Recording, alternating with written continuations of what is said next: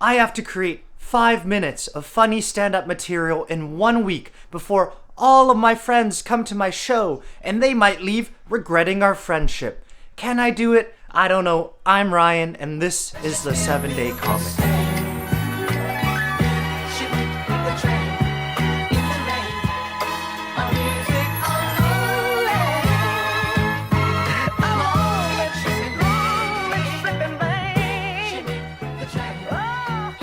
Ladies and gentlemen!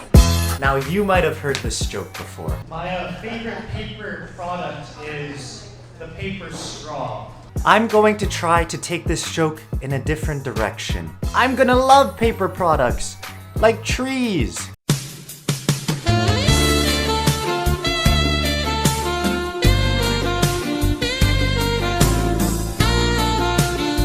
I really like this idea, and I want to turn it into my opening joke for my 5-minute set at Chop and Shoot coming up. Now, to make this a great opening joke, I'm going to have to workshop it throughout the week. So you're gonna get to see me change the material over time and work out the kinks to make it funny. Now let's go try it for the first time at New Amsterdam Cafe. I'm a big fan of paper products as well, guys. You guys a fan of trees? I love trees. Usually that gets a laugh, but clearly not today. I don't know, it's a funny idea. Maybe I need to build it up more. You can consider me a tree hugger, because every time I see a tree, I just want to wrap myself around that big, girthy, hard log. I like the idea of sexualizing trees. I just don't know if this is the right direction. I've never wanted a dick transplant, but I've always wanted to plant a sapling in my crotch. That was more of a rap bar than a joke. I like going to Christmas tree markets. I love being surrounded by Christmas trees. It just kind of feels like a festive bukkake to me. I mean, that one went pretty well. I think I can combine it with like the hard tree sexualizing part. I really like old growth trees. I think we need to save the old growth from themselves. These trees are so old, they're hundreds of years old. They're definitely like our grandparents, really racist. I love this idea, but I think that was way too much build-up. They're probably making comments like, God damn, this neighborhood is not safe anymore. So many yellow woods, red adlers, black maples. Back in my day, it was just the pure white-barked pines. People like the tree names. I think I can build it out a bit more. These old growth are probably so happy to get cut down by a lumberjack because they're like, at least an immigrant didn't take me down. Good job, Ryan. I have a tree of myself. I actually have a bonsai tree. It was passed down from my great-grandfather. My great-grandfather, he fought in World War II as a pilot, and the last thing on his mind before he died was my tree. Just bonsai! That went pretty well. I like that joke. It's sick. Overall, it was a decent idea. We got a chance to try it. Why don't we try it again at Crumby Comedy today?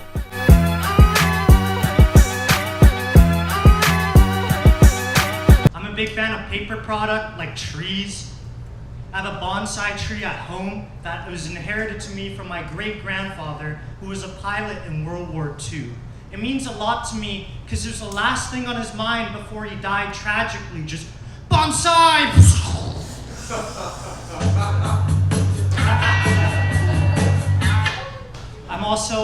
I think we should save the old growth trees from themselves. Those birches so old, they're like our grandparents, extremely racist. They're probably making comments like, this forest has changed, too much cross-pollination, too many yellow woods and black maples. Back in my day, trees only bred for purity, like the Royal's oak. Honestly, these trees are probably happy to get cut down by a lumberjack because they're like, at least an immigrant didn't take me down. It was funny, while I was at Crumby Comedy, I also saw Aiden, who's the guy who runs the show at Chop and Chew, and he actually did a little set. No, I really just have one thing I want to talk to you guys about real quick. Congratulations, Aiden. I also got some advice from some other comedians, and their advice was, you're not ready for a showcase. I didn't take personally at all. It's honestly a good wake-up call because I have no idea where I stand. I should have known that considering I'm struggling to get 5 minutes of comedy. Oh well, on to the next one. We're gonna keep workshopping this idea.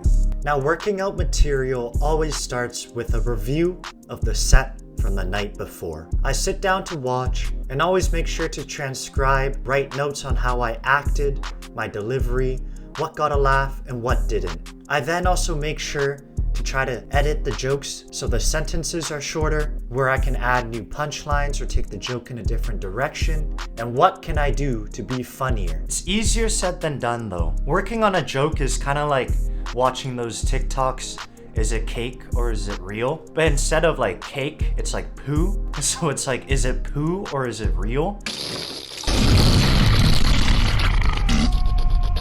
You'd never know if it's a real joke. You'll get on stage and it might just shit the bed. But you might find it hilarious in your head. And that's the problem with working on jokes like that. The only way to find out if it's poo or not is to go on stage and try it. We've got 2 more opportunities to keep working it out. One time at Beehive. Hi everyone, my name's Brian. I'm a big fan of paper products, like trees.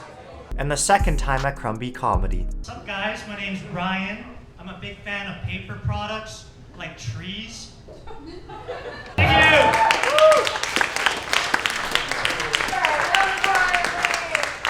Hello. We're out here at Chop and Chew. We're feeling nervous. Lots of friends here. I might bomb in front of everyone. That's okay. I don't need these friends anyways. We did work on that one new joke all week, so I think it's good. But all we gotta do is show you the joke, so wish me luck. Our next comic coming to the stage, he's a young rising star. He's been all around the city spreading cheeks as much as he possibly can. He came here once, asked for a set. I said, get the fuck out of here and come back later. He came back and he did pretty good. So we thought we'd give him another shot. Everyone, please give it up for Ryan Lee! So keep that energy up for yourselves, supporting live stand-up, more importantly, supporting me. Yeah. To be honest, I'm almost running out of support. This is my 2nd rotation of the friend group.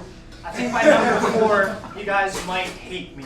That's okay, I've been on Tinder. I changed my bio to new to the city, looking for friends. I don't need any of you, fuck off. If you don't know me, my name's Brian, nice to meet you guys. I'm a big fan of paper products, like trees. I really like trees. I think, when I'm thinking about it, I'm like, man, every time I'm in a Christmas tree market, I'm like, fuck yeah, just surrounded by so many tall, hard, erect trees. Really gets me going. It's like a festive bukkake. I love it. I'm a tree hugger, but it's hard to meet single trees in Vancouver, so I had to get on the apps. I'm on Timber. It's a terrible joke. I do own a tree though. I have a tree at home. It's a bonsai tree. I inherited it from my great-grandfather who died tragically in World War II. He died thinking about this tree, guys, just bonsai! No, but I do think we need to save the old growth. Who wants to save the old growth here? Anyone? Woo! Let's go. I think we need to save the old growth trees from themselves. These trees are so old. They're like my grandpa, extremely racist. I'm not even kidding. Old growth trees say things like, this forest has changed. Too many black maples have moved in. Red antlers are running wild. Back in the day, we'd send them off to residential neighborhoods. These yellow woods are good for one thing and one thing only. Success. My grandpa's Asian, he likes us. But we do need to put old growth trees out of their misery. I mean, chop them down. They're probably happy to see a lumberjack, but like, at least an immigrant isn't taking me down. Guys, I'm not a big fan of dispensaries. I think it's made people soft. Back in the day, when you were smoking a joint, it was like Russian roulette. You're either getting anxious or you're overdosed. But if you did survive that joint, you'd feel so happy to be alive. Nowadays, I walk into a dispensary, I see an emo cashier, they're not happy to be alive. They're trying to start conversation with me like, Ma'am, I'm here for sativa, not to meet ya. Please fuck off. To be honest, I'd rather overdose from fentanyl than go home, light up a J, and think to myself, wow, what a horrible, horrible conversation. To me, picking up weed should be like getting picked up as a hitchhiker in exchange for sexual favors.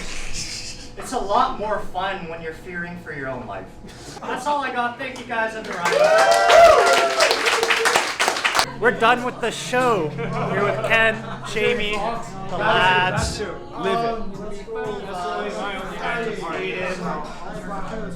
It went pretty well. I didn't like most of the jokes, but some of them were pretty funny, which is okay.